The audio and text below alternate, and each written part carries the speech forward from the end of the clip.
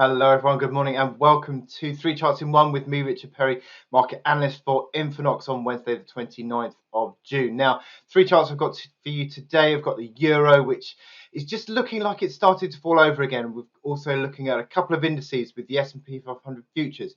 A bull failure looking like we've got one there, and also on the DAX, probably another bull failure as well. So let's get straight into it with the euro. Now what we have is this big downtrend in play on the euro. All these lines are pointing down, aren't they?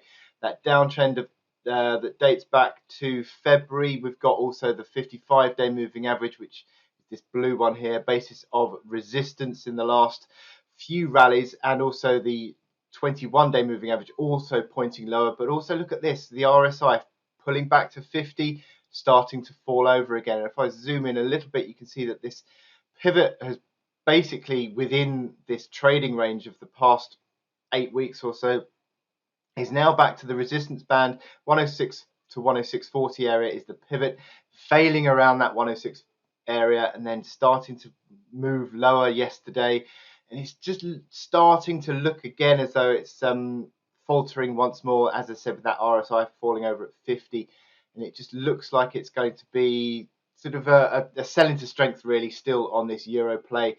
I think anything around that 106 figure is likely to still be resistance area and then falling over. A test of that initial support at 104.70. If that gets broken, then you're looking back towards the lows at 103.50. But it certainly looks generally as though this is just starting to deteriorate. It's not too bad yet on the 4-hour chart, but I think anything underneath that initial support 104.70 I think starts to look pretty corrective once more. So let's look at these indices now with the S&P futures. Well, I mean, okay, if you take this that this is a consistent selling into strength market and has been since the beginning of the year, and I sort of did a report yesterday that showed that anything, I mean, all these little technical rallies that you get that are near-term moves last between 6 and 11 days, and we're currently into, well, today is the 8th day and yesterday was the 7th, and it started to fall over yesterday. Interestingly, started to fall over again at the 50 point on the RSI. If I zoom in here, we can see that we had this gap that we filled the gap, but yeah, now it's closed back underneath the gap, so that's never great.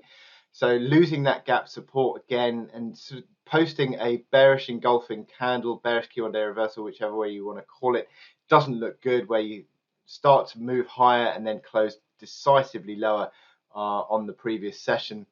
And it certainly looks as though rallies are a chance to sell. That is the way that S&P futures have played out throughout this move lower. And if you go on the 4-hour chart, you've got initial support comes around that sort of 3,800 area, move below that, and you really are starting to sort of look far more corrective, I think, back towards the lows again. But that bull failure, that's not great around that 3,950 area, resistance there building up, and it looks like a rally is again another chance to sell.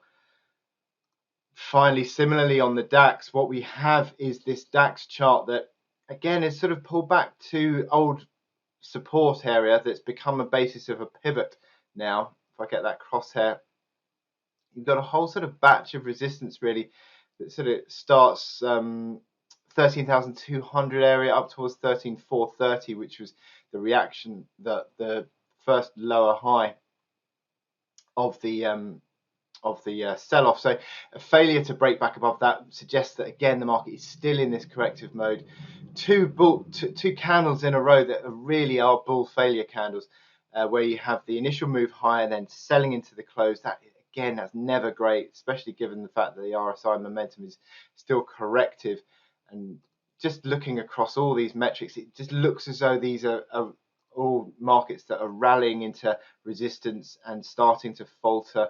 You've got that RSI on the 4-hour chart failing around that 59.60 area, back under 50 now. Again, that sort of suggests that the market is starting to turn over again. And I think if the DAX sort of, again, it's picked up a little bit this morning, but if it went back underneath that support around 13,080, again, that would sort of induce, I think, more corrective momentum. So I wish you good luck in your trading today, and I will speak to you later. Thank you.